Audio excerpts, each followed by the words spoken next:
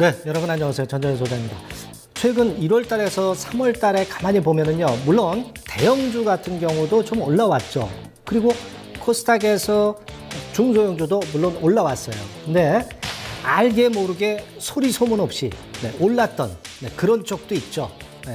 바로 품절주라고 하는 그런 부류의 종목들도 상당히 많이 올라왔습니다. 이 품절주가 물론 한 종목 한 종목으로 보면은 거래도 작고 유통 주식수도 작고 해서 변동도 많고 해서 좀 위험 부담은 물론 없지 않습니다. 그러나 크게 급등한 종목들이 꽤 눈에 띄었던 부분이죠. 예를 들어서 신라섬유 그리고 양지사 이런 종목들이 시세를 급등을 시켰고, 근데 최근에 양지사부터 좀 주가가, 신라섬유는 이미 급락을 했었고요. 양지사 같은 경우가 조금 더 내려왔던 그런 모습이 나타났습니다. 근데 그렇다면은 이것이 과연 품절주의 끝을 알리는 것인가? 아니면 다시 한번 힘을 좀 낼 수 있는가? 이런 부분들을 오늘 좀 알아볼까 합니다. 그래서 오늘은 품절주 끝물일까 하는 이런 주제를 가지고 여러분들과 한번 생각을 좀 해보려고 하는데요. 아까 그 표지 그림에서 보셨지만은 양지 다이어리 보셨죠? 사실 그 거래도 없고 오랜 동안 움직이지 않았던 종목입니다. 근데 이런 종목들이 지금 이런 식으로 초급등을 한 거죠. 한 10배 정도 시세를 냈다가 조정을 받고 있고, 신라섬유 같은 경우는 어땠어요? 예전에 이미 시세를 쳤죠. 이것도 10배 시세를 내고 조정이 1차적으로 먼저 들어왔었고, 양지사는 나중에 이제 후발적으로 들어왔고, 그리고 양지사 이후에 또 새로운 어떤 대장이 나타날 수 있을 수도 있겠죠. 우리가 이런 부분들을 좀 잘 보셔야 될 것 같습니다. 이런 정도로 급등을 했던 게 품절주들입니다. 대형주도 오른 게 있지만 이런 종목들도 우리가 눈여겨보실 필요가 있다.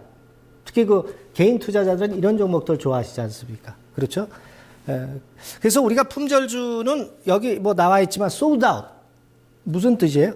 매진이죠, 매진. 매진이 됐다는 얘기예요. 개념을 한번 우리가 알아보고 갈 필요가 있습니다. 여기 나와 있는 바와 같이 거래량이 상당히 적은 거죠. 매수를 하려고 해도 잘 잡을 수 없는 거. 유동 주식 대부분이 대주주들이 쥐고 있는 거죠. 그래서 대주주 지분율이 엄청나게 높은 종목. 그래서 유통 주식 수가 별로 많지 않은 종목들. 이걸 품절주라고 할 수 있는 그런 부분이고요.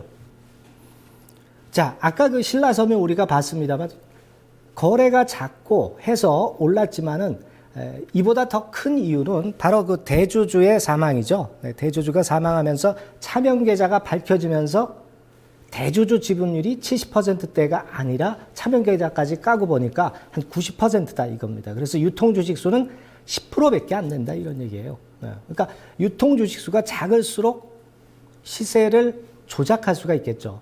가만히 한번 생각해 보세요. 가격 제한폭 확대하고 지금 이거하고 무슨 관련이 있나? 왜? 미리 매집을 왜 해서 물량을 가져갈까? 미리 물량을 매집을 해놔야 나중에 그걸 가지고 늦췄다 다시 매수했다 하면서 가격을 변동폭을 가할 수 있는 거거든요. 그래서 미리 물량을 좀 많이 챙겨놓은 게 아니냐. 가격 제한폭 확대를 앞두고. 그렇죠? 네, 그런 포인트로 우리가 생각할 수가 있습니다. 그래서 지금 현재는 잘 아시겠지만 며칠 전에 가격 제한폭 확대가 조금 더 지연된 거 잘 아시죠? 4월 달에 될 듯 싶다가 6월 안에 될 것이다. 이렇게 약간 지연됐어요. 그러하기 때문에 최근에 조정이 좀 들어왔습니다. 그러나 제가 볼 때는 6월 안에 다시 한번 또 움직일 개연성도 있다는 얘기죠. 약간 지연됐을 따름이라는 겁니다. 네, 이런 부분들 좀 봐야 되겠고요. 자, 그래서 과거에 일일 가격 제한폭 제도를 변경했을 때 어땠느냐? 거래대금 같은 경우는 대부분 그렇게 크게 변동이 없었던 듯 싶은데 98년 12월에는 거래대금이 좀 많이 늘었고요. 여하튼 일일 가격 제한폭 제도 변경이 여러 차례 있었습니다만 이번에는 30% 정도로 대폭 높이는 거 아닙니까? 그러하기 때문에 영향력은 대단히 클 수 있지 않느냐 이런 판단을 좀 해볼 수 있고요. 자, 그래서 과거의 가격 제한폭 변동 영향이 어떻게 됐느냐. 6%에서 12%로 할 때 더 영향력이 컸고요. 12%에서 15% 할 때는 영향력이 적었어요. 아니, 퍼센트로 보더라도 첫 번째 경우가 당연히 영향력이 컸겠죠. 그러나 여하튼 낮은 상태에서, 최대로 낮은 상태에서 올릴 때 가격 제한폭 확대 변동폭이 컸다. 이번에는 큰 폭으로 최대로 올리기 때문에 제가 볼 때는 최대로 올리는 것도 최저점에서 올리는 거와 비슷하다고 봐요. 영향력이 클 수 있지 않겠나. 저는 개인적으로 그렇게 봅니다. 그래서 증권사에서는 여러 전방들이 있어요. 항상 뭐 반론도 있고 찬성론도 있지만 대부분 보니까 뭐 일단 서로 비슷비슷해요. 지금 50대 50입니다. 상한가 30% 시세 전망을 보니까 그렇고 여기서 특이한 것은 이제 뭐 대형주는 영향 미치지 않겠지만 개인 투자자들이 많이 매매하는 중소형주에는 영향력은 대단히 커질 수밖에 없다는 거죠. 그래서 아까 말씀드렸지만 품절주가 왜 미리 품절 사태를 보였느냐. 미리 물량을 다 걷어들여 놨다가 그때쯤 가서 가격의 변동폭을 이용을 하겠다는 어떤 주포 세력의 의도가 포함되어 있는 게 아니냐. 그런 생각을 할 수 있습니다. 그렇게 봐야 되겠고요. 그러면 액면 분할, 요즘 그 주총에서 액면 분할 할 수도 있다. 이런 얘기 제가 지난번에 말씀드렸습니다. 그러면 액면 분할이 호재입니까? 악재죠. 액면 분할이 안 되는 종목을 사야 돼요. 그죠? 액면 분할이 아니고 액면 병합이 되는 걸 오히려 사야 되겠죠. 왜? 주식수 더 줄어드니까. 품절 효과가 더 크지 않겠습니까? 그러니까 품절주 개념하에서는 액면 병합 쪽을 눈여겨보셔야 되겠고, 이런 포인트를 좀 가져가 볼 필요가 있습니다.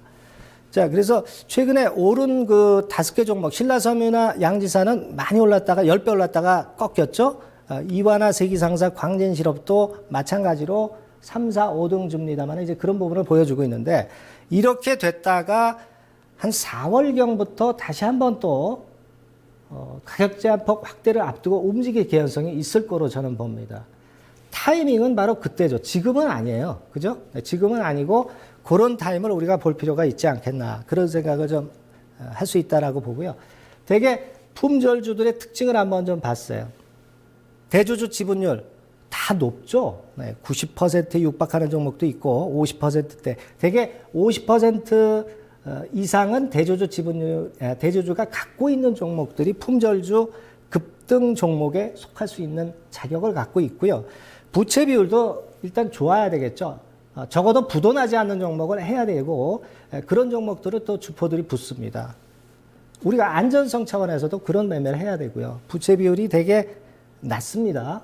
그리고 급등을 시작할 때 PBR 수치는 되게 0.5배수나 0.3배수가 대부분이죠.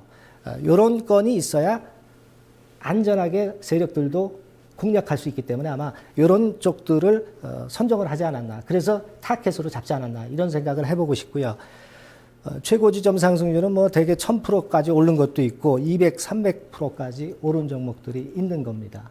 그렇죠? 예. 그런 모습이에요. 그래서 우리가 이제 품절주를 선별할 때 어떤 종목들을 선별을 해야 되느냐. 좀 아까 제가 힌트를 잠깐 드렸지만은 뭐 총 주식수 적은 종목, 유동 주식수 적은 종목 당연하죠. 예. 지분율 적은 종목, 저 PBR 종목, 부채 비율 낮은 종목들이 최소한 부도는 나지 말아야 되겠죠.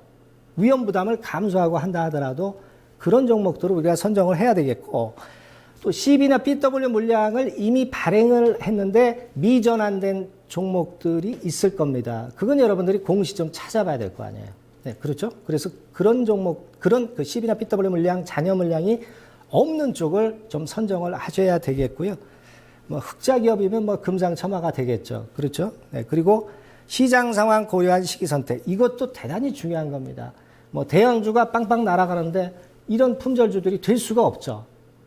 그리고 게임주 바이오주들이 크게 득세하고 있는데 이런 품절주들이 될 확률은 좀 적습니다. 그러니까 그런 종목들이 조정 상태일 때 그런 경우에 우리가 이런 종목들을 시장 상황을 고려해서 시기를 선택을 해 볼 필요가 있다는 겁니다. 그걸 생각해 보실 필요가 있어요. 그러니까 여러분들이 그런 종목들을 잘 선택을 해 보실 필요가 있겠고요.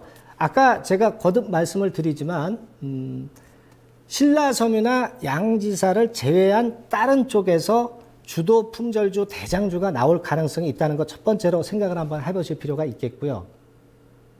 그 다음에 두 번째로는 그런 종목들 중에서 급등했다가 급락해서 거래가 많이 급감한 종목들이 분명히 있을 겁니다. 예, 그런 종목들은 뭐예요? 물량을 매집을 해서 쉽게 내놓지 않겠다는 의도죠. 그런 쪽들을 좀 고르는 센스가 좀 필요하다고 봐야 되겠고요. 세 번째로는 아까 말씀드린 이 품절주 선별 방법에 해당될 수 있는 이런 건들을 좀 살펴가면은 좋은 종목 선택하실 수 있을 걸로 봅니다. 나눠서 담으셔야지 몰빵은 안 되겠죠. 그리고 이것은 위험 부담이 굉장히 큰 겁니다. 그걸 감안해서 하실 수 있는 분들만이 소량 정도 해볼 수 있는 것으로 그렇게 생각하시면 되겠어요. 네. 다음 주에 다시 뵙겠습니다.